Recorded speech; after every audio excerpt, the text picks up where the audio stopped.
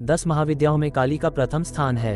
महाभागवत के अनुसार महाकाली ही मुख्य हैं और उनके उग्र तथा सौम्य 2 रूपों में से ही अनेक रूप धारण करने वाली 10 महाविद्याएं हैं। भगवान शिव की शक्तियां ये महाविद्याएं अनंत सिद्धियां प्रदान करने में समर्थ हैं। माना जाता है कि महाकाली या काली ही समस्त विद्याओं की आदि हैं, अर्थात उनकी विद्या में विभूतियां ही महाविद्याएं हैं। ऐसा लगता है कि महाकाल की प्रियतमा काली ही अपने दक्षिण और वाम रूपों में 10 महाविद्याओं के नाम से विख्यात हुई। बृहन्नीवतंत्र में कहा गया है कि रक्त और कृष्ण भेद से काली ही 2 रूपों में अधिष्ठित हैं। कृष्णा का नाम दक्षिणा और रक्तवर्णा का नाम सुंदरी है। कालिका पुराण में कथा आती है कि एक बार हिमालय पर अवस्थित मतंग मुनि के आश्रम में जाकर देवताओं ने महामाया की स्तुति की। स्तुति से प्रसन्न होकर मतंग वनिता के रूप में भगवती ने देवताओं को दर्शन दिया और पूछा कि तुम लोग किसकी स्तुति कर रहे हो। उसी समय देवी के शरीर से काले पहाड़ के समान वर्ण वाली एक और दिव्य नारी का प्राकट्य हुआ। उस महातेजस्विनी ने स्वयं ही देवताओं की ओर से उत्तर दिया कि ये लोग मेरा ही स्तवन कर रहे हैं। वे काजल के समान कृष्णा थी, इसलिए उनका नाम काली पड़ा। दुर्गा सप्तशती के अनुसार एक बार शुंभ निशुंभ के अत्याचार से व्यथित होकर देवताओं ने हिमालय पर जाकर देवी सूक्त से देवी की स्तुति की। तब गौरी की देह से कौशिकी का प्राकट्य हुआ। कौशिकी के अलग होते ही अम्बा पार्वती का स्वरूप कृष्ण हो गया, जो काली नाम से विख्यात हुई। काली को नीलरूपा होने के कारण तारा भी कहते हैं। नारद पांचरात्र के अनुसार एक बार काली के मन में आया कि वे पुनः गौरी हो जाएं। ये सोचकर वे अंतर्धान हो गईं। शिवजी ने नारद जी से उनका पता पूछा। नारद जी ने उनसे सुमेरु के उत्तर में देवी के प्रत्यक्ष उपस्थित होने की बात कही। शिवजी की प्रेरणा से नारद जी वहां गए। उन्होंने देवी से शिवजी के साथ विवाह का प्रस्ताव रखा। प्रस्ताव सुनकर देवी क्रुद्ध हो गईं और उनकी देह से एक अन्य षोडशी विग्रह प्रकट हुआ तथा उससे छाया विग्रह त्रिपुर भैरवी का प्राकट्य हुआ। काली उपासना में संप्रदायगत भेद हैं। प्रायः 2 रूपों में इनकी उपासना का प्रचलन है। भव बंधन मोचन में काली की उपासना सर्वोत्कृष्ट कही जाती है। शक्ति साधना के 2 पीठों में काली की उपासना श्याम पीठ पर करने योग्य है।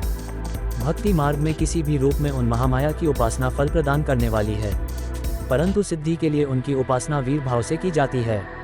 साधना के द्वारा जब अहंता, ममता और भेद बुद्धि का नाश होकर साधक में पूर्ण शिष्यत्व का उदय हो जाता है, तब काली का श्री विग्रह साधक के समक्ष प्रकट हो जाता है। उस समय भगवती काली की छवि अवर्णनीय होती है। कज्जल के पहाड़ के समान, दिग्वसना, मुक्तकुंतला, शव पर आरूढ़ मुंडमाला धारिणी भगवती काली का प्रत्यक्ष दर्शन साधक को कृतार्थ कर देता है। तांत्रिक मार्ग में यद्यपि काली की उपासना दीक्षागम्य है, तथापि अनन्य शरणागति के द्वारा उनकी कृपा किसी को भी प्राप्त हो सकती है। मूर्ति, मंत्र अथवा गुरु द्वारा उपदिष्ट किसी भी आधार पर भक्ति भाव से मंत्र जाप, पूजा, होम और पुरस्चरण करने से भगवती काली प्रसन्न हो जाती हैं। उनकी प्रसन्नता से साधक को सहज ही संपूर्ण अभीष्टों की प्राप्ति हो जाती है।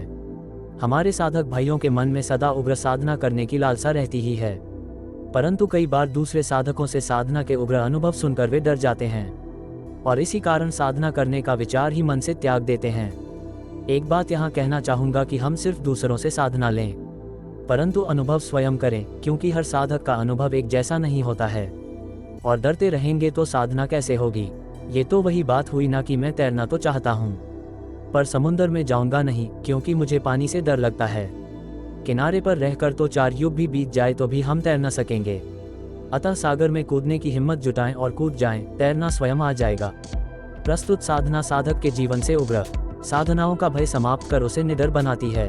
उग्र साधनाओं में साधक निर्भय होकर साधना कर पाता है।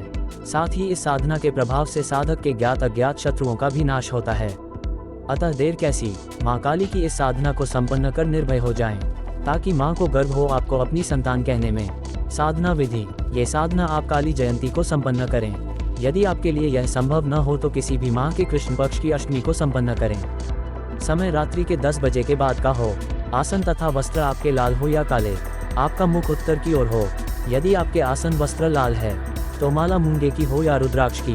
अगर काले हैं तो काले हकीक की माला से जाप होंगे। अपने सामने माँ भगवती काली का कोई भी चित्र या यंत्र स्थापित करे। अब गुरु पूजन कर 4 माला गुरु मंत्र की जाप करे तथा सद्गुरुदेव जी से महाकाली साधना संपन्न करने हेतु गुरु आज्ञा लें और उनसे सफलता की प्रार्थना करें। फिर गणेश पूजन तथा भैरव पूजन संपन्न करें। क्रमशः 1 माला गणपति मंत्र का और उसके बाद 1 माला कालभैरव मंत्र की जाप करें। अब माँ भगवती महाकाली सामान्य का पूजन करें। तिल के तेल का दीपक लगाएं, जो कि मिट्टी के दीपक में हो। भोग में कोई भी फल या मिठाई अर्पण करें, जो साधक को स्वयं ग्रहण करना होगी। हाथ में जल लेकर संकल्प ले कि मैं अमुक नाम का साधक गोत्र अमुक आज से अपने आंतरिक एवं बाह्य सभी प्रकार के भय की समाप्ति एवं शत्रुओं के नाश के लिए भयनाशक महाकाली साधना के 21,000 मंत्र जाप का अनुष्ठान आरंभ कर रहा हूँ। माँ भगवती महाकाली एवं स्वामी शरण अयप्पा भगवान मेरी साधना को स्वीकार कर मुझे सफलता प्रदान करे तथा मेरे जीवन में व्याप्त समस्त प्रकार के भय का समापन कर मुझे अभयता का वरदान दे। इसके बाद 21 माला निम्न मंत्र की जाप करें। मंत्र: ओम क्रीम क्रीम महाकाली भय निवारिणी सर्वशक्ति दात्री क्रीम क्रीम नमः। उसके बाद घी में पंचमेवा मिलाकर 108 आहुति दें। अंत में एक अनार फोड़कर उसका रस हवन कुंड में निचोड़ दें तथा अनार भी उसी में डाल दें। इस तरह यह 1 दिवसीय या 21 दिन में साधना संपन्न होती है। आप स्वयं इसके प्रभाव को अनुभव करने लगेंगे। साधक चाहे तो बार बार इस साधना को कर सकता है जिससे इसका प्रभाव बना रहे। माला का विसर्जन न करे। यह अन्य साधना में प्रयोग की जा सकती है। आपकी साधना सफल हो और आपको माँ भगवती काली की कृपा प्राप्त हो। मैं स्वामी शरण अयप्पा भगवान जी से आप सबके लिए मंगल की कामना करता हूँ। इसी कामना के साथ जय महाकाली। चैनल को लाइक सब्सक्राइब शेयर करना ना भूलें। कमेंट में जय बगलामुखी माँ अवश्य लिखें। धन्यवाद।